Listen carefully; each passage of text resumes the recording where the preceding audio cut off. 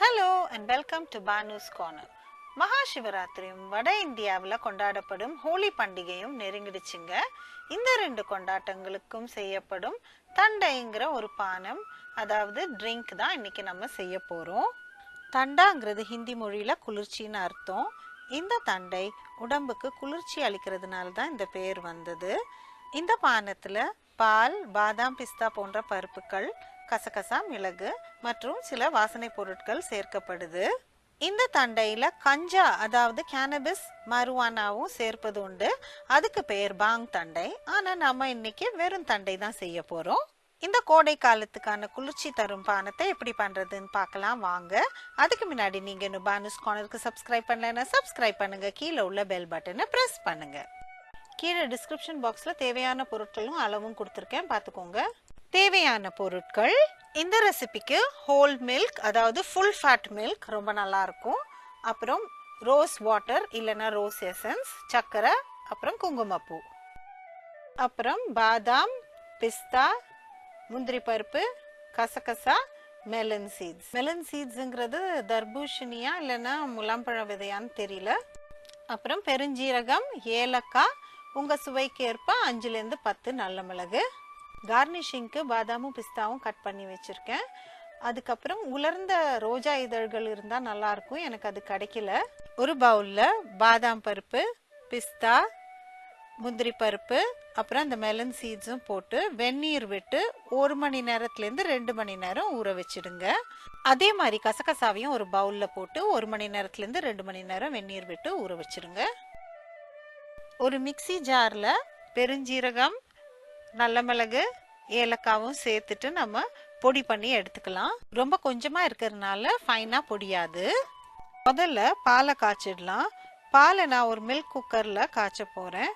இந்த ஜெனரேஷனில் எத்தனை லேடிஸ்க்கு இந்த மில்க் குக்கரை யூஸ் பண்ணி பழக்கம் இருக்குன்னு எனக்கு தெரியல. விசில் வந்துடுச்சு. ஸோ இப்போ நம்ம பால் காஞ்சிடுச்சு. குங்குமப்பூவை பாலில் டைரெக்டாக போட்டிருக்கலாம். ஆனால் குங்குமப்பூ எடுத்த பவுல் ஈரமாக இருந்ததுனால பாலை பவுலில் ஊற்றி மில்க் குக்கரில் சேர்க்க வேண்டியதாக போச்சு. அடுத்தது சர்க்கரையை கொட்டி நம்ம கலந்து விட்டுக்கலாம். மிக்சியில் பொடிச்ச சோம்பு, மிளகு, ஏலக்காய் பொடி ரொம்ப ஃபைனாக வராததுனால பாலில் அப்படியே சேர்த்தா வாயில் தென்படும். அதனால் ஒரு ஃபில்டர் கப்பில் போட்டு சூடு பாலில் ஊற வைக்கிறேன். இந்த மாதிரி ஃபில்டர் இல்லைன்னா பாலில் அப்படியே போட்டு அப்புறமா நம்ம வடிகட்டிடலாம். இப்படி ஊற வைக்கும்போது அந்த மசாலா ஃப்ளேவர், வாசனை எல்லாம் சூடு பாலில் இறங்கும். பால் ஆறுனப்புறம் நம்ம அதை எடுத்துடலாம். வெந்நீரில் ஊறினதுனால பாதாம், பிஸ்தாவோட தோலை சுலபமாக அகற்றிடலாம். அப்புறம் நம்ம மெலன் சீட்ஸையும் வடிகட்டி அதோட சேர்த்துடலாம். ஊற வச்ச கசகசாவையும் நம்ம வடிகட்டி எடுத்துக்கலாம். இப்போ மிக்சி ஜாரில் வடிகட்டின பருப்பு, கசகசா போட்டு பால் ஊற்றி மையாக அரைச்சி எடுத்துக்கலாம். பாலில் மசாலா வாசனை இறங்கி பால் ஆறின அப்புறம் மசாலா போட்ட ஃபில்டரை நம்ம எடுத்துடலாம். ஃபில்டர் பயன்படுத்தாமல் பால்லேயே மசாலா டைரெக்டாக நம்ம போட்டிருந்தா அதை நாம் இப்போ ஒரு ஸ்ட்ரெயினர் வச்சு இருத்துடலாம். பாருங்க, மசாலாவை ஸ்ட்ரெயின் பண்ணலைன்னா இது வாயில் தென்படும். இப்போ ஆறின பாலில் அரைச்சி வச்ச விழுதை சேர்த்து நல்லா மிக்ஸ் பண்ணிக்கலாம். ஒரு விஸ்கை வச்சு நம்ம மிக்ஸ் பண்ணால் ரொம்ப சுலபமாக இருக்கும். இப்போ தண்டையை ஒரு ஜக்குக்கு டிரான்ஸ்ஃபர் பண்ணி ஃப்ரிட்ஜில் வைக்கலாம். இந்த பானத்தை சில்லுன்னு குடிக்கிறது தான் நல்லா இருக்கும். அதனால ஹோலி பண்டிகைக்கு இதை கொடுக்கணும்னா முந்தின நாளே பண்ணி ஃப்ரிட்ஜில் வைக்கணும். இன்னும் ஒரு முக்கியமான பொருள் இதில் சேர்க்கணும், அதுதான் ரோஸ் வாட்டர். இது அந்த தண்டைக்கு ஒரு ஸ்பெஷல் ஃப்ளேவரை கொடுக்கும். வாங்க தண்டையை ஃப்ரிட்ஜில் வச்சுட்டு நாளைக்கு எடுத்து டேஸ்ட் பண்ணலாம். மறுநாள் ஆயிடுச்சு.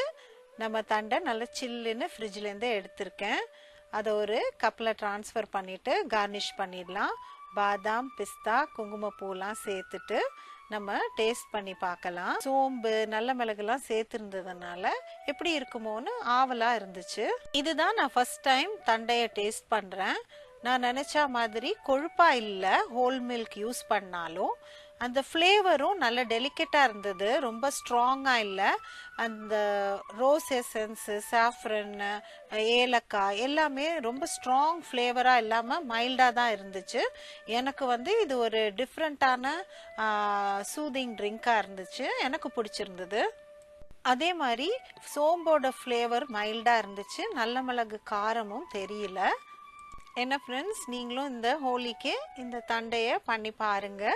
உங்களுக்கு இந்த வீடியோ பிடிச்சிருந்ததுன்னா லைக் பண்ணுங்க, ஷேர் பண்ணுங்க, பானுஸ் கார்னருக்கு சப்ஸ்கிரைப் பண்ணுங்க.